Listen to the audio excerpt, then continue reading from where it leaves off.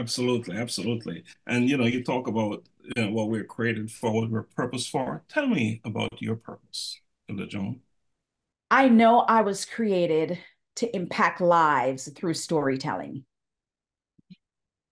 And I knew that from when I was 6 years old, teaching those children how to memorize the 66 books of the Bible, teaching Sharon, my best friend, how to spell her last name and how to pronounce it.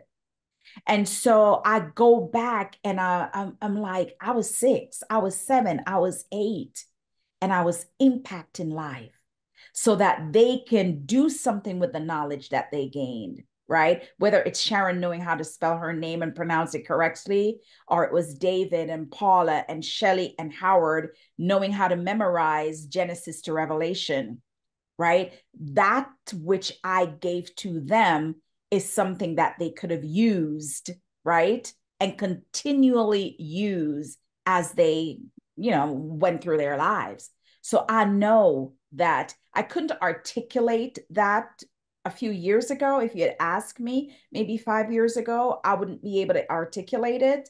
But having had the time to sit down and ask myself, who am I? There's a lot of people that cannot answer that question.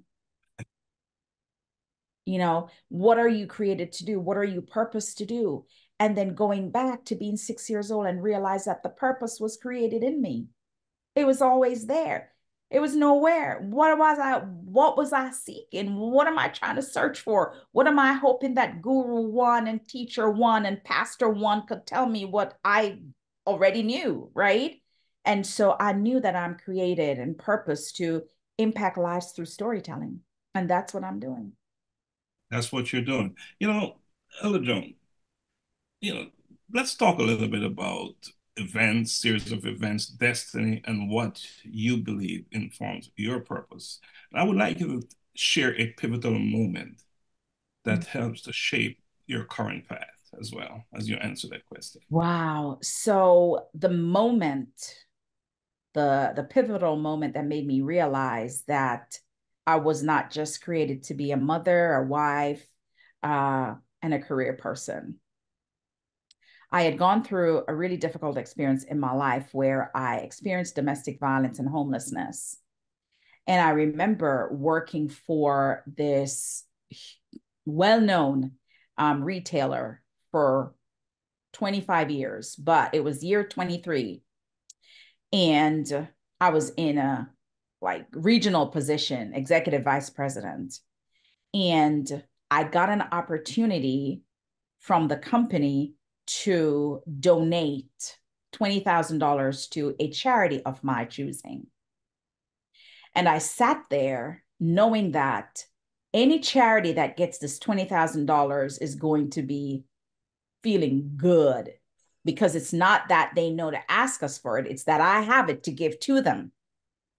And so immediately I knew the charity that I wanted to help.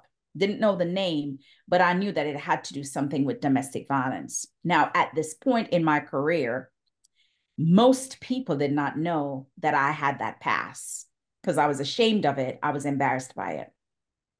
And I remember when I reached out, I Googled domestic violence shelter in Charlotte.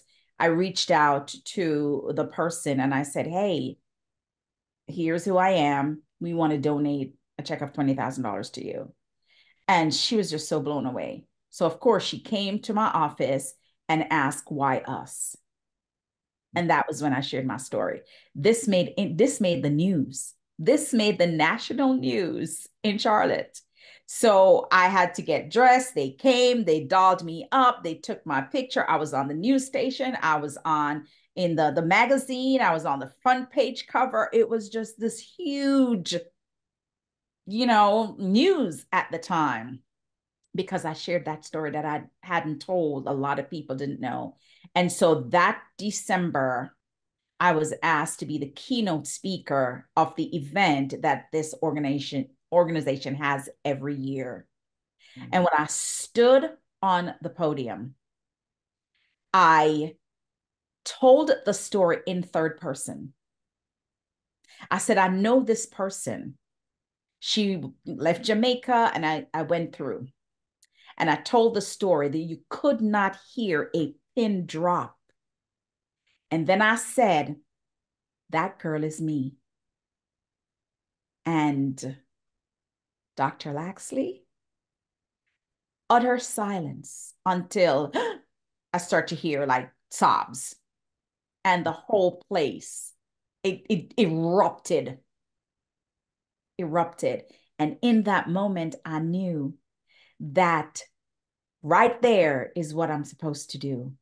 I had to tell my story first to activate the impact of helping other people tell their stories. Confirmation and a collision all at the same time. Yes, sir. Boom. That's all in your book. That's every part of your book. Pain to purpose, collision with purpose, purpose by design. I had it all. I'm crashing. Crashing into purpose. That's what you're doing.